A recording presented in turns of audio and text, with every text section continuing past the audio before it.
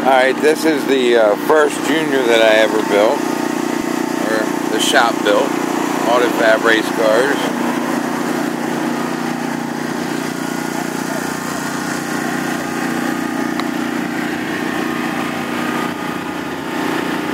A lot of differences on this car from everything that's out there. Just me loving to play with innovating different things. One thing is, we got a race going on in the background here. The engine is actually mounted a little farther, a little closer to the roll cage, and you see the secondaries up underneath the engine. This allowed me to keep the car 150-inch wheelbase, which is the minimum or the maximum amount, but put the driver about a foot back farther, which actually on the finish line makes it look like he's even, but he's actually a foot ahead of the opponent. I had never seen anyone put the secondary underneath, but you know, throughout the country racing, I've seen a couple cars that were like that since then. So I know I didn't come up with it first, but it was my idea. I thought it was anyhow. So this car has a shock on it. Works pretty good. You see, it's a little stiff, but it also has the ability to tighten the belt up without loosening the engine.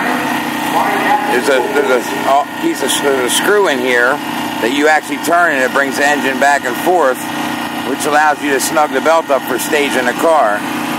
When the belt gets a little wore, you just tighten it up a little bit and move the engine back. You look at the interior, I did like a carbon fiber side piece. It's all for looks. He's got a little tack. He's got a fan that can blow air. That's the ignition. Blows air. Hot days, he can get some cool air blowing on him. Nice upholstery on the seat. This was done by a company called Rankin in Rockville. They do a super job on Dragster seats. The paint job is incredible. That was done by Chuck B. and Wes McLean. And they did a super job on it. I mean, look at the detail in it. This car's won Best Engineering and Best Overall quite a few times.